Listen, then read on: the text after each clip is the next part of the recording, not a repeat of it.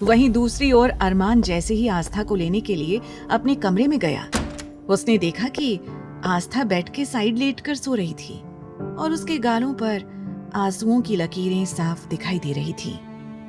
अरमान आस्था को इस तरह से बेफिक्री से सोता हुआ देखकर हैरान हो गया और तब उसे याद आया कि कुछ देर पहले आस्था यही बोल रही थी कि उसे बहुत नींद आ रही थी, उसे सोना है।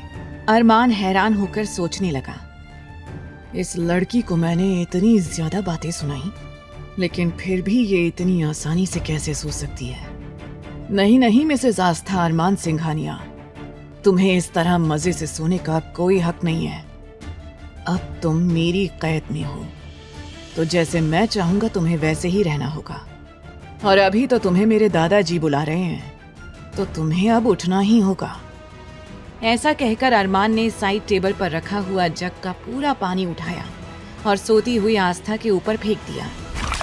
आस्था, जो कि एक सुकून की नींद सोई हुई थी, इस तरह से अपने ऊपर पानी गिरने की वजह से फटाफट उठकर बैठ गई और जोरों से चिल्लाने लगी, नानी बाढ़ आ गई नानी, भागो बचाओ, बारिश आई, नानी माँ कहाँ है आप? आस्था को इस तरह चिल्लाते देखकर अरमान हैरान हो गया। फिर उसकी आवाज बाहर न जाए इसलिए उसने जल्दी से आस्था के मुंह पर हाथ रख दिया। हालांकि अरमान का कमरा साउंड प्रूफ था, जिसकी वजह से अंदर की कोई भी आवाज बाहर नहीं जा सकती थी, न ही बाहर की कोई आवाज अंदर आ सकती थी। लेकिन फिर भी अरमान कोई रिस्क नहीं लेना चाहता था। आस्था के मुंह पर हाथ रखे हुए ही वो गुस्से में बोला, इतना क्यों चिल्ला रही हो? क्या तुम थोड़ा धीरे नहीं बोल सकती हो? और तुम्हारी हिम्मत कैसे हुई बिना मुझसे पूछे सोने की?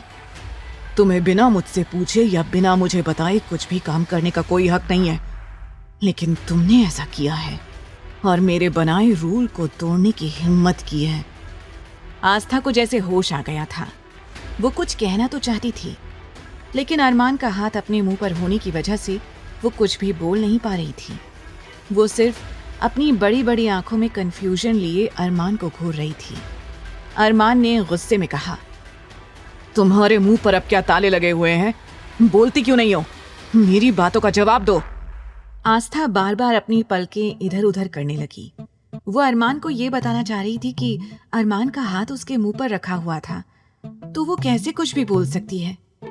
आस्था इरिटेट होने लगी और फिर अरमान के उस हाथ पर हल्का सा बाइट कर दिया। इस अचानक से हुए हमले की वजह से अरमान ने तुरंत अपना हाथ उसके मुंह पर से हटा लिया था।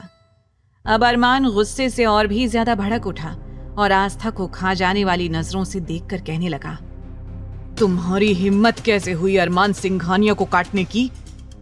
अरमान के हाथ हटते ही आस्था गहरी सांस लेते हुए जल्दी से बोली, हम आपको कब से ये बताने की कोशिश कर रहे हैं कि आपने हमारे मुंह पर हाथ रखा है, तो भला हम कैसे बोल सकते हैं? ये कहते हुए आस्था उसे घूरने लगी। उसे पक्का यकीन था कि अगर आज अरमान अपना हाथ नहीं हटाता तो वो बेहोश हो जाती। आस्था ने ये सब बड़े ही मासूमियत और भोलेपन में कहा था, इसलिए एक पल को अरमान उसकी मासूमियत में पूरी तरह से खो गया।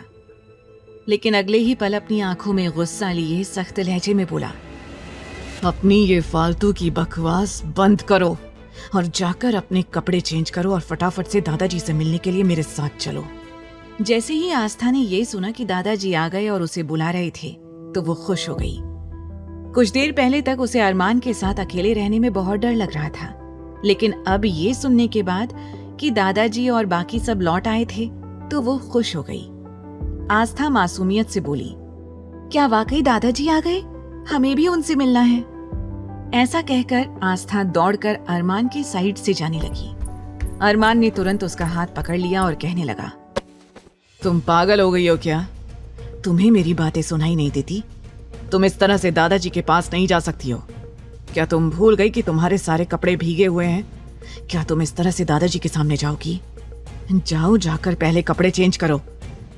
आगे की कहानी जानने के लिए देखें अगला एपिसोड सिर्फ पॉकेट एफएम के YouTube चैनल पर। और तेरे इश्क में के सारे एपिसोड्स को सुनने के लिए डिस्क्रिप्शन में दी लिंक से डाउनलोड करें पॉकेट एफएम ऐप।